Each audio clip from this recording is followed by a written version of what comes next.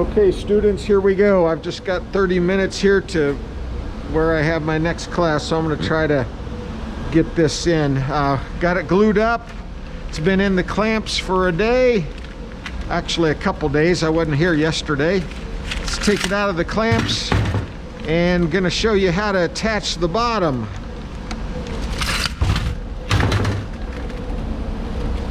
I think this came out good. My joints look tight.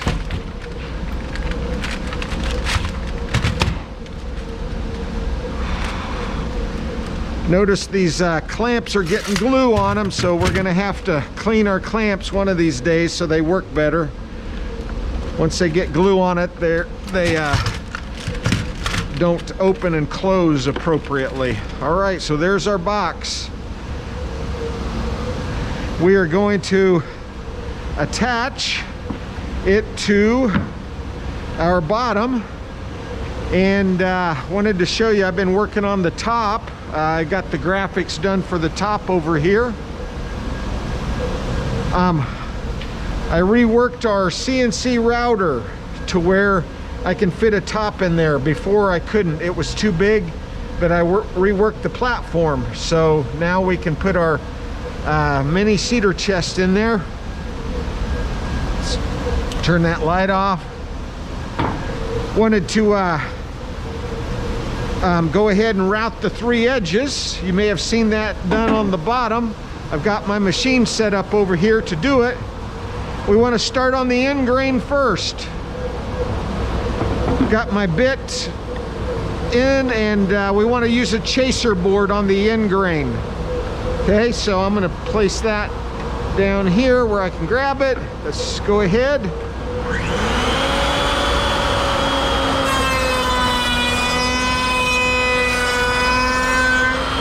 That last inch, we want to use a chaser board.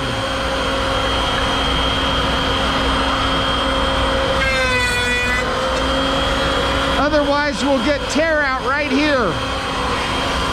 Want to do the front edge next.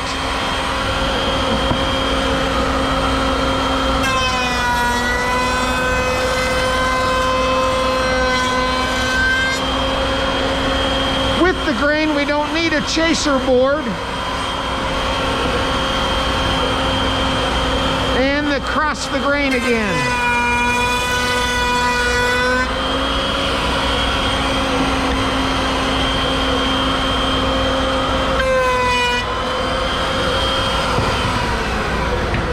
All right, we don't want to do the back edge. That's where our 2 hinges have to go. We won't have enough room. Let's turn this off. We won't have enough room for the hinge if we router that back edge. So don't router the back edge, just the front and the 2 sides. I'm going to do epoxy before I actually attach it, but that's another day. So there's my front panel, or I'm sorry, my top panel. Okay, so our plan of procedure walks us through the steps of attaching the bottom with 12 screws. So what we want to do is have it flush in the back and equal distance on the side, almost an inch, a little bit more. Okay, we're flush. Let's try that again. I've got 7/8 of an inch and need to come this way another 1/16. So I'm going to mark it so I can tell how far I've moved it. That should be right. Okay, so I got it centered. Next thing I want to do is trace it all the way around. I've got some scraping to do, don't I, for glue on the outside. I've got it traced on the outside. Now I want to trace it on the inside.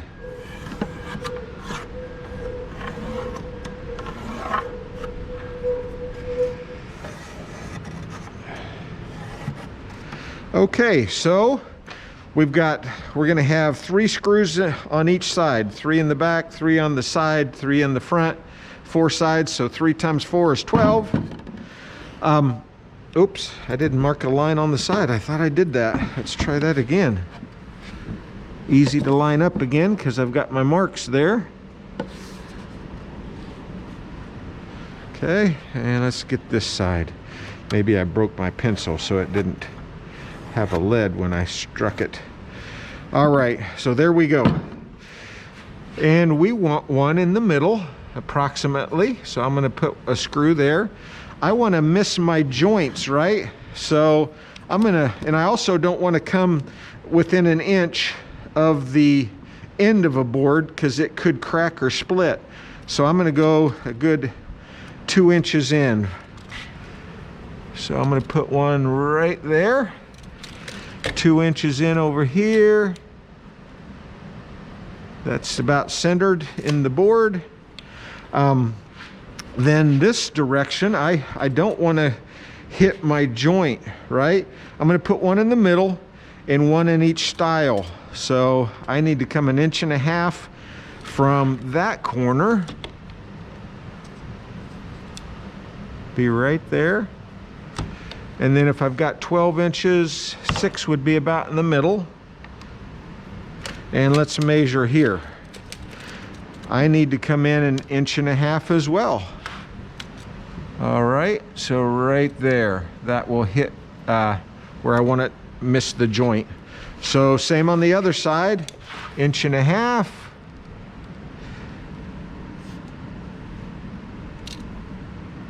Centered in the board, 1.5 inches.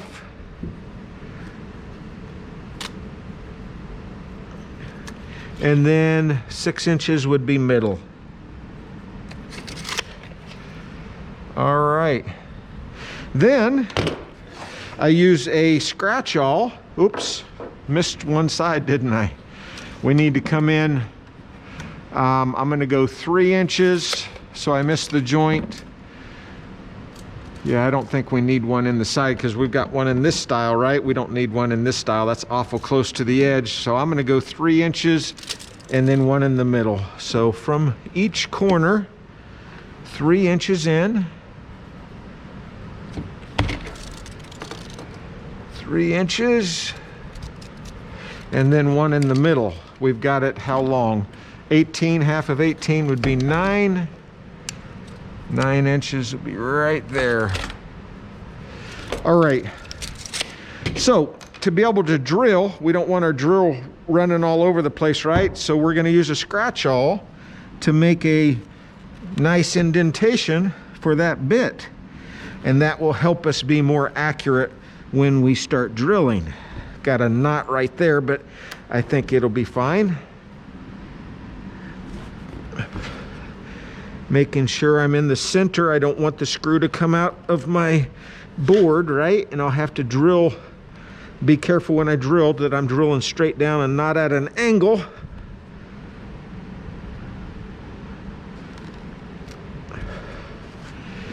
Got my 12 centers.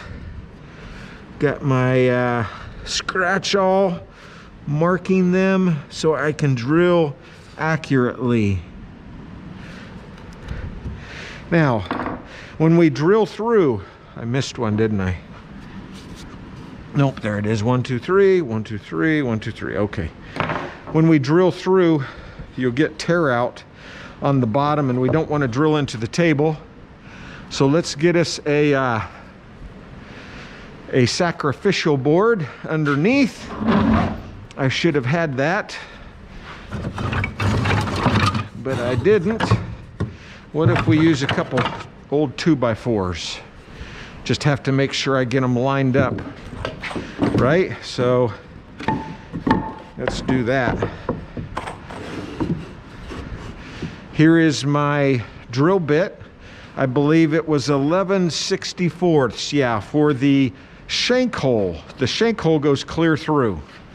And what happens is, for our screw, this is the shank. So it's that size. So the screw will fit through. The pilot hole gets drilled into the box which is for the threads. So it's smaller than the threads, otherwise it would strip out. And that was, what was it? 7/64. So 11/64 is our shank, and we go clear through.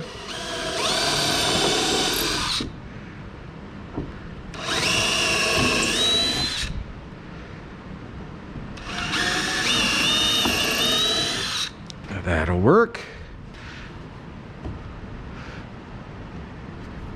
Getting hot.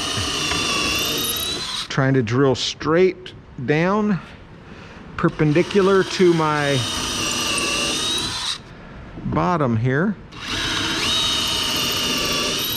Yeah, so using a sacrificial board so we don't drill into the table and we don't get a lot of tear out.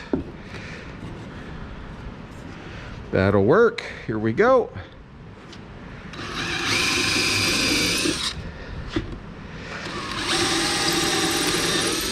Don't know why I'm wearing my mask. Nobody else is in here. Taking that off. Steaming up my glasses.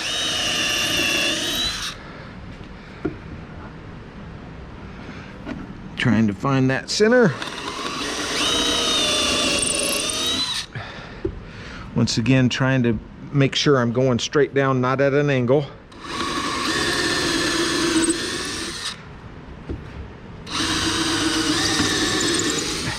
Let's see how we did with the tear out. Yeah, pretty good. No tear out to speak of. Very good. All right, we're done with those sacrificial boards. The next thing we want to do is line up for our